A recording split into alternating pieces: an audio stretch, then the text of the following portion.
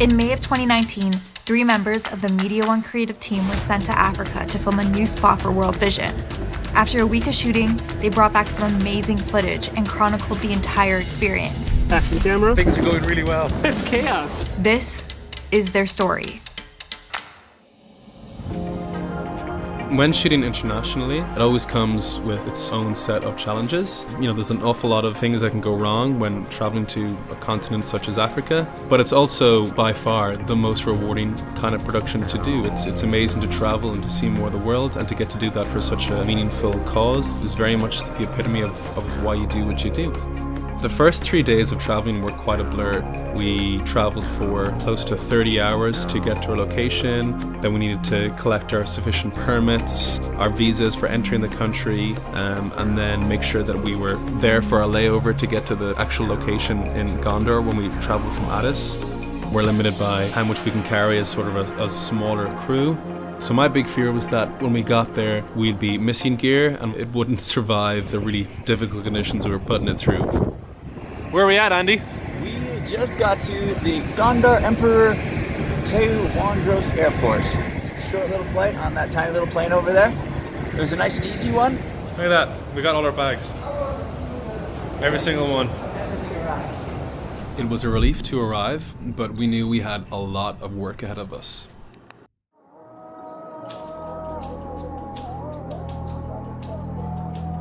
Dan, where are we going today? What's going on? We're going to do some location scouting for the middle part of our shoot. I think we're going to look at 3 different scenes worth of locations. It's our first day of actual scouting, so hopefully there's no surprises. And if there is, at least we got a full day to figure it out. I filmed in the Philippines and Cambodia for an extended period of time. I was aware that whatever we were told here in Canada probably wasn't going to be the situation going in. With traveling, filmmaking in general, but particularly when traveling, it's an adventure. You have no idea what you're going to run into, but that's okay. You kind of just trust your instincts and just keep plowing forward. Hey Ken, so what were you expecting when you got in the car? Not this. This is amazing. It goes on, as you can see, as far as the eye can see. It is a blend of being absolutely gorgeous and truly terrifying, the trip down. When you look over and you're like, there's no guardrails and you're 2 or 3 feet before a 1,000-foot drop. Yeah. But it's gorgeous, absolutely. Yeah, okay. Yeah. How much further are we going? Like half hour? I think like total was like 100 kilometers. Oh, okay. It's been an amazing ride so far. So, Leen, we just did our tech scout at the school. Yeah, How did that go?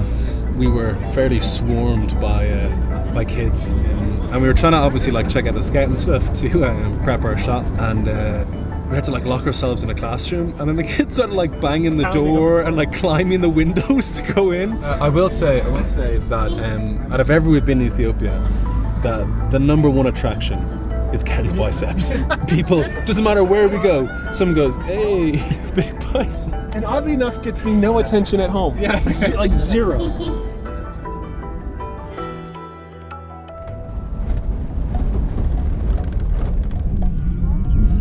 This is our setting for our first shot. We're just here set up for our first location. It's super sunny, and we just gotta build a camera so we can actually see what the hell is going on. So this is actually kind of cool. I feel like we're going full indie filmmaker on this shoot, which I really enjoy. We're shooting on GH5 with a Sigma 18-35. It's really small, compact. Hey Andy, what you doing here, friend? Filling up some sandbags. There's still a little bit of wind, and it's going to be knocking our stands over. So we need the added weight to hold them down. It's taking a lot out of me. Yeah? World Vision as a brand is a long-term solution. Their primary goal is not to be first responders, it's to engage lasting change in communities. So our task from a creative standpoint was to try and highlight how one person's life can change from frequent donations. The idea was simply how to show that when you donate goats to a family, that it has a long-term, far-reaching beneficial effect. That was the original ask. To depict where this goat was going to enrich, we picked a single character's life over a certain period of time.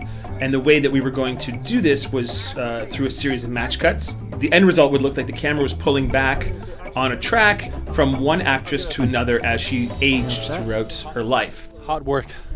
Okay, we head back and we go to lunch and then we're just going to break for a few messages. The program over Zoom later. Yeah. Look at the conductor who's coming.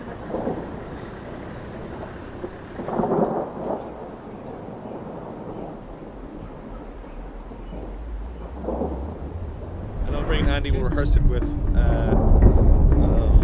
our focus. We had planned to shoot almost everything at golden hour, which is sort of between 4 to 6 p.m. when the light is at its most beautiful, and we were completely rained out on our first day. We got one shot off, and this happens right up there. Here we are on set. Things are going really well. We really hope it passes. Yeah. One more shot to go. I know, I'm nervous though. I am nervous. So that was quite alarming to me, that our schedule was so destroyed. It really threw the whole project in jeopardy for me, and I was quite nervous about the rest of our schedule. It's not a dry season. But we got some, it looks good what we got. Yeah. It would look better in the sunset, but we still got some good stuff. We were in a field and we're told if you don't leave now, you'll be stuck here all night because your jeeps just will not be able to exit the premises. We didn't even get the shot. We filmed the rehearsal. We were very lucky to get what little footage we did get. So we left that location feeling like, oh my God, if this is any indication of what the rest of the shoot's gonna be, we're in real trouble. In the next behind-the-scenes episode, We just finished our second shot of the day. Things went terribly wrong again. This is a pretty tough thing. We were going to the market and we're kind of worried about safety. All of the power went out. Now we're sitting here in the dark. That's what we're dealing with every day in Africa. I mean, outdoor shoot schedule for every single day. We've doubled our output. We've got 2 shots today. We literally cannot catch a break.